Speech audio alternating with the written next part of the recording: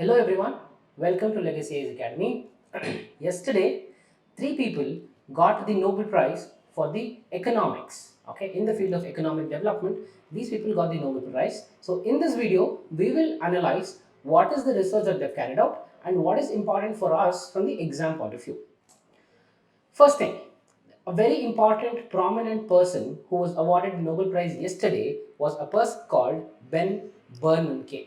Okay, Ben Bernanke was the chairman of the Federal Bank in the year 2008. Okay, in the year 2008, you can recall in the year 2009 we have something called as subprime crisis. In the year 2009 we have something called as subprime crisis. What is a subprime crisis? See, banks will have different types of customers. Okay, in India we have something called as CIBIL score. So CIBIL score will decide the worth of an individual, whether he can repay the money or not. Okay, the capacity of an individual to repay the money or the loan back is reflected in the form of CIBIL score. So similarly, in the USA, during the time of 2000 to 2008, okay, USA, the government wanted to have a rapid economic development, and because of which government started pushing a lot of money into the market, because of which the savings were disincentivized and the savings rate fell down. And in this scenario, people started investing on the real estate. So here, the banks gave erratic loans without looking at the credit score of the customers. And banks here gave loan to subprime borrowers. So this entire process is called a subprime lending. And what happened over the years when banks started lending the loan to the subprime borrowers, and over time the subprime borrowers became defaulted, and they said, now I don't have money to repay the bank loan back. So this led to the subprime crisis, and this was led by a bank called Lehman Brothers. So a couple of videos back, we have discussed about the credit suits. Okay, if you have not watched the video on the credit suits and the Deutsche Bank default, then I would recommend you to go back, watch that video, and then continue from here. So during this process of 2009 subprime crisis, this person, Bernanke, was the chairman of the Federal Reserve, okay, the Federal Bank. And here he is very well known for a term called helicopter ban. Okay, helicopter ban. This is something that he carried out where he said, in order to come out of recession, the government has to, or the central bank has to push a lot of money into the market. So from the helicopter, he thought that bank notes or the money should be given to the, or should be distributed amongst people in order to come out of recession. So this is called as helicopter ban. Remember the important term, that is helicopter ban. Okay, in the point of economics, this is about the Bernanke, okay, his contribution to the field of economics. So before starting with the actual research that these three people had carried out, let's talk a bit about the background of this Nobel Prize. What is this Nobel Prize? Nobel Prize was set up in the memory of a person called Alfred Nobel, who was an investor, who was a businessman, and also an entrepreneur. Okay, so it was set up, and he was known, and he is well known for inventing the dynamite. And it is very important to know that he holds a 355 patents in his name. Okay, so he established the price, or in the field of 5 different streams in 5 fields. Initial days, according to his vision, he established a prize in his name, and these 5 fields are very important to be known from the prelims point of view. You can see here physics, chemistry, physiology or medicine, literature, and peace. These are the 5 streams in which the Nobel Prize is being distributed from the initial stage to 1960s. So what happened in 1960s? In the year 1960s, one more field was added, and that field was economics. So remember, economics was not a part of the Nobel Prize till 1960s. So in the year 1960s, it was added. So the first Nobel Prize was given out in the year 1901. So in the year 1900, an organization or a trust was formed, that is Nobel Foundation was formed. Okay, and this became the ultimate authority or the responsibility to carry out the Nobel or distribute Nobel Prizes. Some facts about Nobel Prize. You can see here, they received Nobel Prize the candidates or the scholars who get these Nobel Prize, what do they get? Why is it so prestigious? What do they get? They get a gold medal, okay, a Nobel Prize, a gold medal, and they get a large amount of $9 lakh. $9 lakh is what the money that these people get from the Nobel Foundation. The prize can be actually shared between three people, okay, three individuals. In case of peace prize, it can be awarded to an organization also. Okay, it is not only for the individuals. For the peace, especially the peace prize, can be awarded to the organization. Nobel Prize cannot be awarded posthumously, which means it cannot be awarded after the death. Okay, it cannot be awarded after the death. This is very important to be remembered. Three important prelim specific or two, or as you're preparing for the UPSC, these are the three things that you will have to know. Till date, Malala Yousafzai, who was the youngest Nobel laureate, who got the Peace Prize as a Nobel Peace Prize in the year 2014.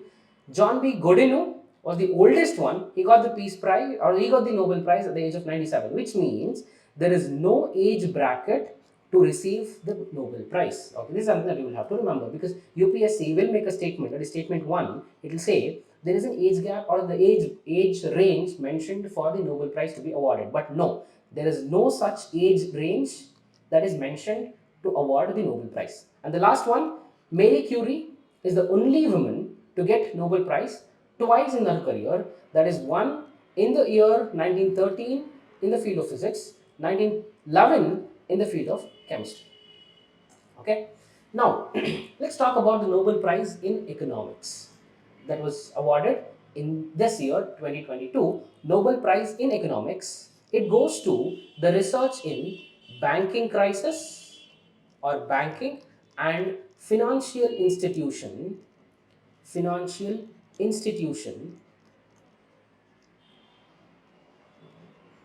the crisis in the banking and the financial institution. What is the reason for this crisis and how to overcome this crisis? This is something is the research to which the Nobel Prize has been given.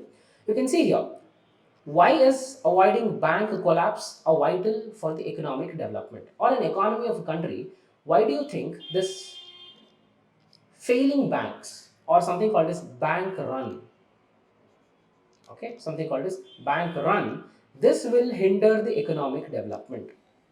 Okay, bank run should be avoided. Why is it vital? This is the research to which Nobel Prize has been given.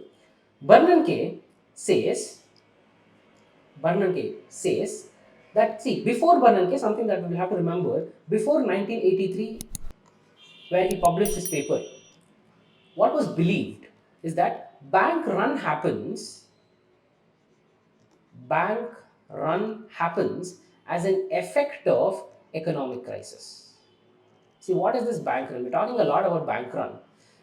Simple words, imagine you have a savings bank account in any bank. For example, let's take SBI. You go to the bank and you ask, you want to withdraw money.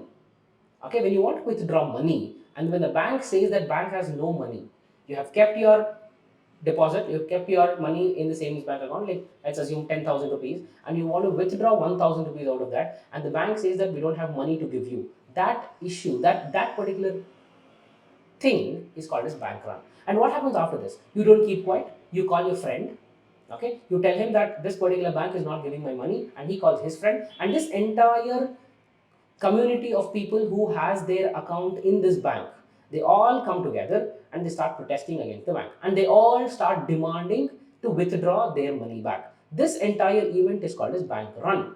It was believed that bank run happens because of an economic crisis. Because of the economic crisis, the banks cannot sustain its profits, and this will lead to bank run. But Bernanke in the year 1983 in his paper, he said, bank run is not the effect of economic crisis, rather bank run is the cause for economic crisis. Understand this? Bank run is the cause for economic crisis. This is what he said in his paper. So by this measure, if any economy is successful in avoiding the bank run, then that particular country's economy would be great. That is what is the inference from the Bernanke's research in the year 1983. Bernanke said, bank runs are the key reasons why the fairly normal recession spiraled into a greatest economic crisis in the modern history. Any economic depression, if it has to become an economic crisis, then the main reason will be the bank run. Recession in 1929 recession resulted in the bankruptcy of the banks, and by 1930 half of the banks went bankrupt because of bank run. And let's understand how will this bank function. It's a very basic understanding that you will have before going forward. See, bank will act as an intermediary. Bank is an intermediary between savers and the borrowers. As savers, we all deposit our money in the bank. We all deposit our money in the bank, and the bank uses the same money and hands over the loans to the borrowers. As borrowers have borrowed money, borrowers are paying the interest on this loan, and as we have invested our money in the bank is paying us the interest rate or the savings rate. Okay, we are getting savings rate, interest payments in the form of savings. This is how the banks function. One thing that you will have to understand here is that there is always a conflict of interest between the saver and the borrower, because saver here wants higher savings rate, borrower here wants the lower interest rate. Okay, so this is a dilemma, or this is a conflict that banks have to manage. One more conflict that the bank has to manage is that, imagine a person has taken a loan in order to buy a house. Okay, and the gestation period of the loan that he has bought is 15 years. Okay, a long gestation period. At the same time, we are savers. We deposit our money in our savings bank account today, and tomorrow we expect banks to repay us if whenever we demand. If we demand tomorrow early morning at whenever the bank opens 10 o'clock, today night we have deposited, and by tomorrow morning banks have to give our money back if we demand, if we are in need. So here the gestation period is very low. Okay, this is the second conflict of interest. Okay, third one you will have to know about the asset and the liability of the bank. Imagine banks have given out loans, and these loans are assets to the bank, because these loans are giving the interest to the bank. So it is earning the interest. So these loans are assets to the bank. At the same time, the savers' money is with the bank, and this money that the savers have deposited is the liability for the bank. Agreed? This is the liability for the bank. So now let's summarize. Banks have to manage banks have to manage their long gestation period asset and the short gestation periods liability. Okay, I'll repeat. Banks have to manage their long gestational periods assets and short gestational periods liability, where the borrowers are demanding lower interest rate and the savers are demanding higher interest rate. These are the three important things or the issues that you will have to understand before we move on and discuss about bank run. Okay, I hope you have understood this concept. And now what is bank run? I've told you already. You can see here people have lined up and they are demanding to withdraw their money, and according to Bernanke, he says bank run is the one which converts a small depression in the economy to the greatest financial crisis that happened in 2009 subprime lending and also 1929 Great Depression. There is a conflict.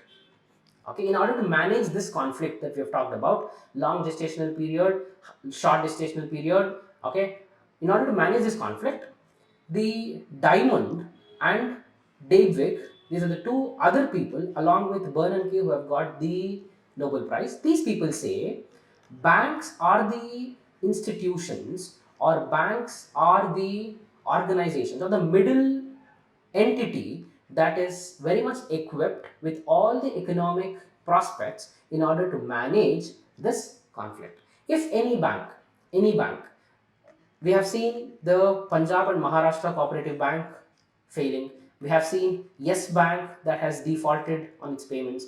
Any bank failure that happens, which means that this particular bank is not successful in managing its liabilities and the assets. Okay, this is what we've talked about, the liabilities and the assets. Any bank, if it fails to manage its long-term asset and the short-term liability, and that bank will go into a crisis. This is what the Diamond and Devwig's research says. What should be the solution? See, we have told the problems. These people have discussed the problems. And what is the solution to this? See, the solution is just one: avoid the bank run. Okay, make sure that the bank run will not happen. So make sure you have a system to predict the bank run, and also you have a system to overcome this bank run. Okay, if at all it happens, you have a system to overcome this. So one thing that the bank can do is a maturity transformation, an important term called as maturity transformation. We have discussed the concept. This says the bank's liabilities have a short-term maturity. Depositors can access their money whenever they want. This is what we've discussed. The bank in an intermediary that transforms the assets with the long-term maturity into the bank account with the short-term maturity. So this is called as maturity transformation. See, in India, we have come up with something called as Deposit Insurance and Credit Guarantee Corporation of India, which will act as an insurance up to 5 lakh rupees. See, we have seen, if we want to eliminate or avoid any kind of economic crisis, then we will have to limit bank run. Okay, if at all we have to limit a bank run, we want insurance of the depositors' money. And DICGCI, Deposit Insurance and the Credit Guarantee Corporation of India, will do that job of providing insurance to the depositors' money. And this insurance is till the maximum limit of 5 lakh rupees. Okay, in this case, if at all a person has deposited 1 lakh rupees, let's assume, okay, he has deposited 1 lakh rupees, and the insurance that he's paying is 12 paisa, is 12 paisa, okay, and the deposit insurance and the credit guarantee corporation says out of this 1 lakh will refund 95,000 as an insurance amount if the bank run happens. In this case, do you think this person will go in front of the bank and start protesting? He won't, because he's getting his 95,000 back. So in this scenario, this is very vital that India has carried out, that is Deposit Insurance and the Credit Guarantee Corporation of India.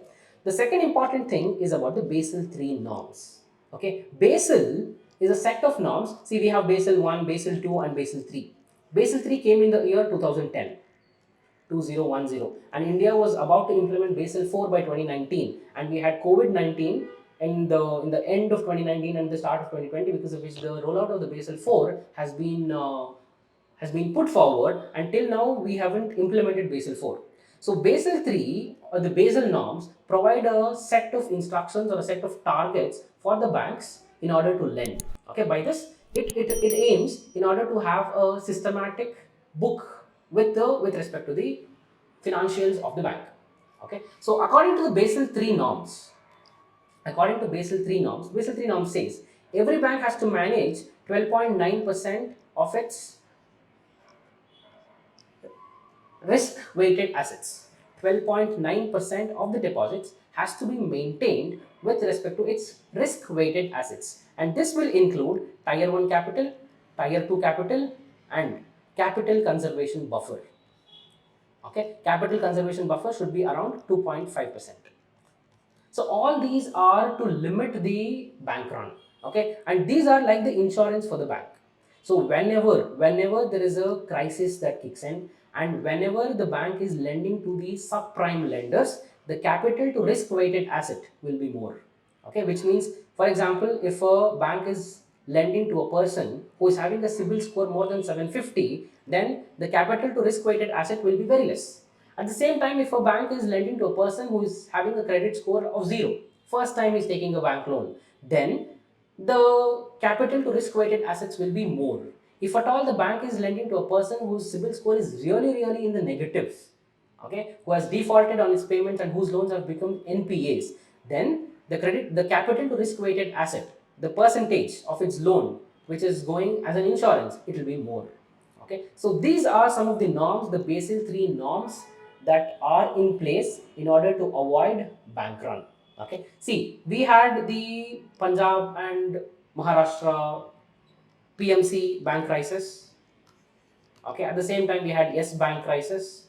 So in order to limit all such banking misconduct, we have the Basel III norms in place. By 2023, starting of 2023, we will have Basel IV norms kicking in, and we will have